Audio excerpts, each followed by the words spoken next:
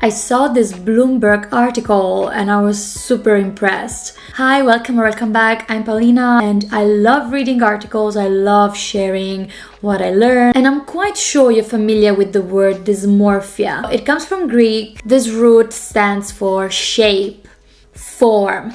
And dysmorphia, we can say, is a negative kind of prefix. So it's ugliness or a misshape, we could say. The last years we have heard a lot about body dysmorphia. So our image is not the same of what we see actually. There is this difference between how we perceive our body and how it looks like. And it's way more complicated than that. But today we're going to talk about money dysmorphia. This phenomenon, mixed signals about the economy have made it tough for some young adults, to know where they stand financially. So we young adults especially feel very uncomfortable. We lack confidence and trust, and we feel lost when it comes to money and finance. And I agree. Huge sense of insecurity. There is inflation, the prices are going up, the salaries are not. And I started to live alone when I was around 20. I was 20-ish, 21. And now I'm 25 and the difference is palpable, is tangible. It really makes me sad. And I think that's quite common for all of us. Today I'm throwing in a lot of difficult words, but I feel like this zeitgeist, the zeitgeist of this period is everything is crashing. Everything is just, there was this kind of peak that we were reaching and then boom. There is very little confidence in the future.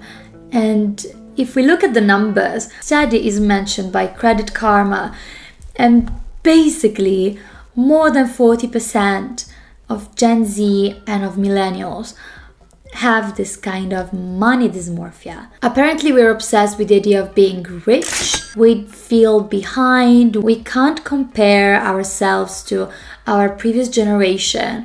And when our parents were our age, they had it all figured out. And we are just crawling in the dark. It feels like there are very financially stable people, and there is another side which is completely lost and unable to even leave their parents' home. And don't get me wrong, I'm quite happy about the fact that people are starting to question and do research about the economical and financial situation, because that's something I'm doing as well. I was completely, definitely, absolutely ignorant when it comes to money, and I had no financial education at school. I had nothing to start with, and unfortunately my parents as well, not a lot of education when it comes to money. So getting in the world of adults and exploring the world in which everything revolves around money, I feel like here the obsession that we have with richness could be divided into two parts. The desire of being independent, connected with the fear of not making it, the fear of not having a stable situation, the fear that there will be a layoff, the fear that the prices will keep going up and the money won't be enough. And if we flip the coin, we also have people who have loads of money, people who boast and brag a lot about their lifestyle. They live in luxuries, or at least that's how it looks on social media. And having these two categories of people, and probably there are more, but I believe that these are like two very big chunks of this generation.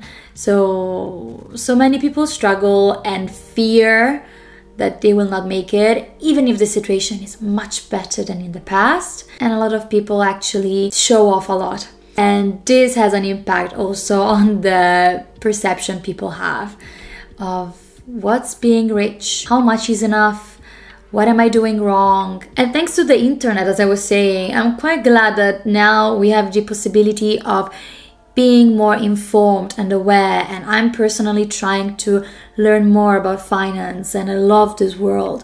But 5 years ago, I knew zero about money. I had no idea, and this lack of knowledge, in my opinion, also plays a very big role. And then what's quite interesting here is that 37 of the respondents who have money dysmorphia, who experience money dysmorphia, they have more than $10,000 in their bank accounts, in their savings.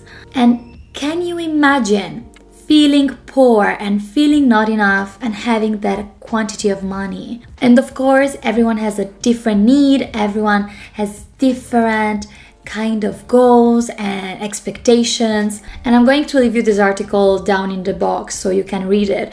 But basically, the biggest enemy is also comparison. We keep comparing ourselves to others, but something we never consider is everyone has a different life situation, and I can't possibly compare my lifestyle, my spendings, how much I make and how much I give when I go out compared to somebody who has a child. But because now people who are my age also have children, people who maybe still live with their parents, so their paycheck, it's all saved, it's all put aside for the future. And with me, this is not possible. So there are very different life situations, and comparing ourselves to others can make it very challenging and also quite stressful. Here there's also the mention of now being surrounded by information, social media, everything 24/7 is at reach. And this is a huge difference with the past. And also the fact that now we are in a growing economy somehow. And yeah, this article was very interesting to read. I highly recommend it. And let me know what's your take on money dysmorphia. Do you think this can be solved somehow? This can be fixed? And if yes, how? Let me know what's your take on this, and I will see you soon with a new video of mine. Bye!